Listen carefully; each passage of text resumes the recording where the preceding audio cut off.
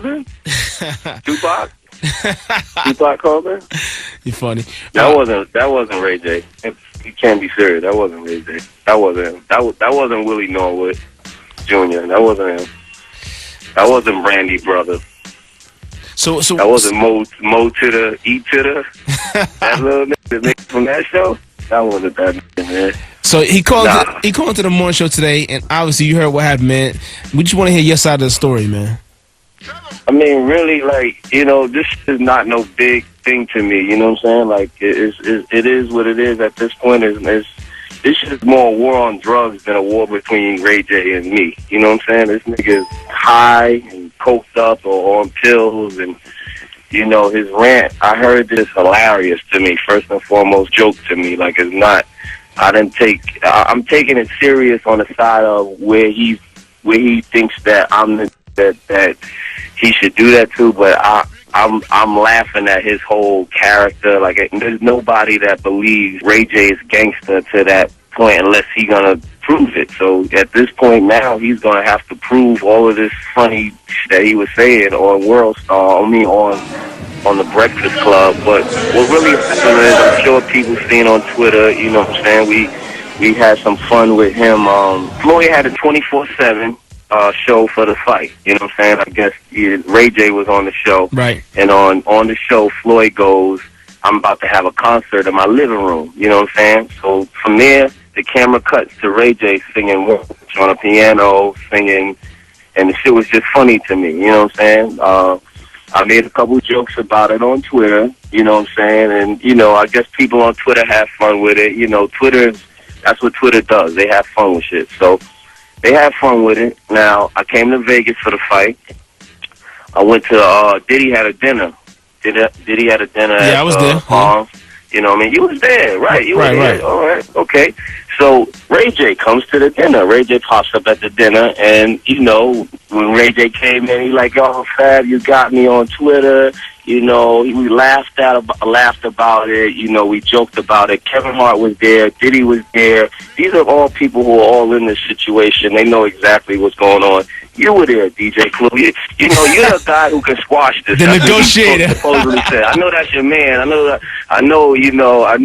Little Brandy is your man. You know what I'm saying? So that's why I wanted to call you and clarify this, because according to him, you're the only man that can squash it. You're the Minister Farrakhan of this. So, you know what I'm saying? But anyway. Chris Sabian. So anyway, comes into the dinner, and, we laugh about it. He chopped it up about it. And what he said was the way they edited the 24/7 show. He said it was mad there. It was people there. Everybody was in the living room.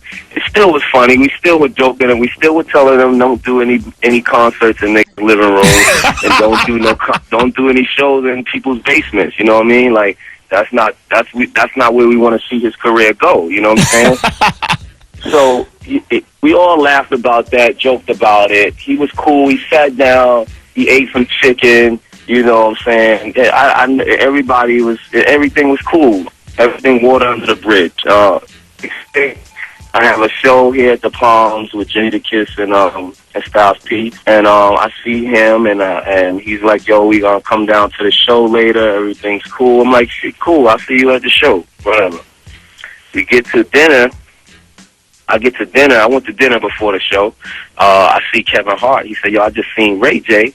He got on a little red hoodie, and he just told me, yo, we got 7 Rolls Royces, and the is on deck. We just get money out here. The money team, he just talking crazy, whatever. He said, okay. Kevin Hart said, I just looked at him and said, okay, and dapped him and walked off. You know what I'm saying? So we laughed about that. But I had no feeling that Ray J had any problems with me whatsoever. You know what I'm saying? Right.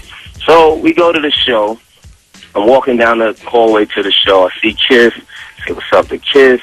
As you come down the hallway, seeing everybody there, I see 50 against the wall. I see Floyd against the wall, and I see Brandy's brother with the red hoodie on. You know what I'm saying? Because Kev just told me he just seen him with the red hoodie. So I walk up. I get 50. I get 50 at that. I'm going to get Floyd at that, and then Ray J chimes in and says, yo, my nigga, we here with the money team. I'm here with the money team, and we was talking about the jokes and wasn't feeling the jokes. So I'm thinking, I'm laughing. I'm thinking he's continuing to talk or something from the dinner, and still making more joke of it and probably bringing it back up. I felt the joke was over, but I'm laughing with him anyway, just to not make him look stupid. You know what I'm saying? So Right. I go to speak to Floyd, but he's still chiming away over in my ear. So I look back over to hear what he's saying. He's like, "Yo, Nick, real Nick," and he loves to make this rant about 7 Rolls Royces outside and bitches by the pool and and all his whatever whatever, which means to me. So he's saying this at this time. So I'm like a Ray J. I don't know what he's talking about, whatever. So now I look over at 50, and 50's just looking, and they're looking like they're just trying to see what Ray J is talking about. So now I look back over to Ray J. Ray J is like, "Yo, we real, man. We're not bitch-ass niggas. This the money team. This is this, that, and the third." And I'm just like, hold on. So now I'm looking at him in his eyes, and I'm starting to feel like, is he serious? Like, what's going on here? Are you serious, nigga? So I asked him, I'm like, "Yo, Ray J, what's wrong with you, man? Like, are you serious? What are you talking about?" So he like, "Nah, cause this real getting this money, fab, getting money out here, man. You know what I mean? We on the West Coast, we mobbing, we getting money." I'm like, "Yo, seriously, Ray J, man? Like, I don't know what you're talking about right now. I don't know what's going on. I don't know what show he's talking about. The money team is right here, Floyd and 50. I said, "Yo, this don't really got nothing to do with Floyd and 50. I don't know what you talking about, but this is me and you. Like, what are you talking about?" And he's starting to say, he still says, so I'm like, "Yo, all right, Ray J. All right, man. If you're serious, you don't," because while he's talking to me, he's touching my shoulder and tapping me on the chest and just talking. So I'm like, "Yo, if you're serious, let's this and this. Don't, first of all, don't touch me no more. Don't touch my body in any form or way. Don't touch me." So he's like, "What you mean, don't touch you, fab?" And I said what I just said, "Nick, don't touch me." You know what I'm saying? And then from there he leaned back and then he pushed off of me at my chest. So then when he pushed off of me, I jumped back to him and I grabbed him up. So I grabbed him up. It was no fight. It was no swing. This whole story that he made up, that whole Tupac rant about him swinging on somebody and all of that shit, is all lies. It's all there was never on that Whitney. That was on that Whitney last night or something like that. That ain't no swings take place. You can ask the money team. The money team was standing there. Ask his money team that he's probably the water boy for, but ask the money team. Ask the money team and let them, and they will tell you that there was no blows or what's this. So I grab him up by his little red hoodie, and I'm holding him there by his hoodie, and I'm like, "Just chill out, Little Red Riding Hood. There's nothing going, just chill the fuck out, right?" So I'm holding the nigga, Stupid. and it's a bunch of commotion from all of the security guards and that. The hoodie is over his face. I could have mopped the floor with this kid if I really wanted to. The hoodie's over his face. I'm just holding him. I didn't even swing on him. I wasn't trying to, I wasn't trying to Ortiz while there's a hoodie over it. So everybody chilled out. They calmed it down. Everybody "Yo, just chill out, just chill out." I let his hoodie go, pushed him back. He's behind his security dude, screaming at the ceiling. You know what I mean? I went in my, and throughout the whole altercation, the only thing that happened was my shades fell off or some shit like that. My shades got lost in the whole little scuffle thing or whatever. So I went to my dressing room, which was 2 feet down from where this happened. Went in my dressing room, had a couple sips of Fiji water, we joked about it in there. Me, Kevin Hart, and Meek Mill. Meek Mill came out to the show. Shout out to Meek Mill and Kevin Hart.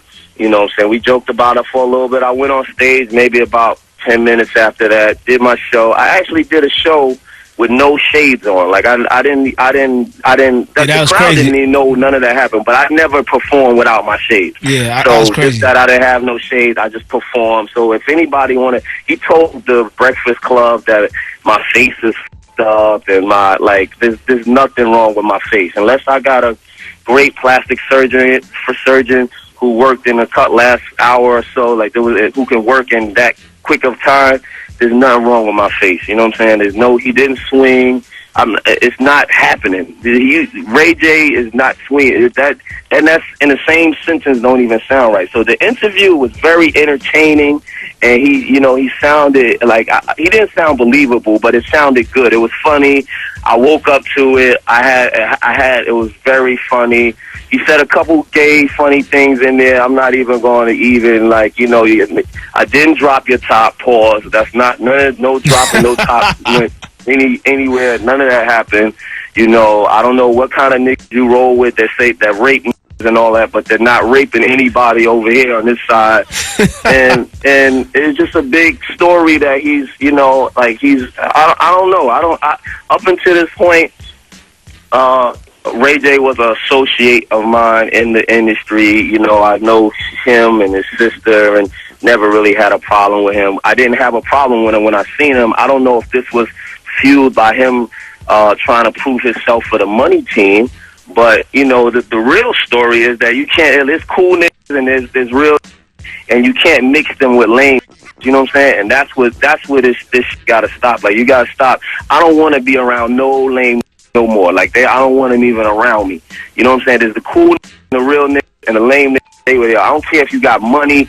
Being a lame nigga, it's a lame nigga. If you got money, you just a lame nigga with money, and that's it. There's no mixture. It don't make you cool because you lame, but you got money. You just a lame, and that's it. I don't do what he does. He doesn't do what I do. He can continue to do reality shows and do his thing and do that, and I can continue to do what I do. If he want to pursue it further than that, that's not for media. That's not an interview at 6:30 in the morning, calling up, trying to what's the name. Like my hood won't let be allowed to get any Ray J. I don't even get no points off of Ray J. If you've never heard of any of this type of shit ever happening. So, it was a good, funny story, cool story, you know what I mean? Good joke. It could be a movie one day. Probably not. But at the end of the day, there's no way that Ray J is getting off on me. No way. Never, ever happened. Ever. Ever. So, is there any way we can squash this, man? No, it's nothing to squash. I don't have it. Like he's talk, like like I said, we could progress in our own ways. I could go my way, he could go his way. He could continue playing the piano at Floyd's crib if he wants, and I'll continue to do what I do. You know what I'm saying? And he could do concerts in living rooms all he wants. That's his prerogative. But at the end of the day, like I don't gotta mix in with him. You know what I'm saying? So he could do his thing, I do my thing. If he wants to take it on a different path, which he ain't really about.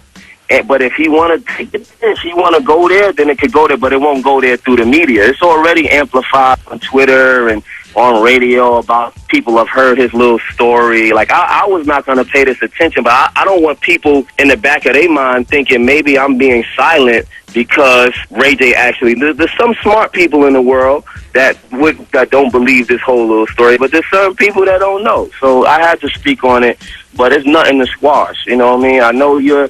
Clue Farrakhan is trying to Clue Sabian. Yo, listen, whatever, Clue Sabian, whatever you trying to do here. But I could talk a bird down from a tree. Squash. And it could be it's. Yo, Fad man, I appreciate you calling in, man. Look, man, I'm a good person, man. I could talk a cloud down from the sky, so I'm gonna try to work on this and get this whole thing squashed.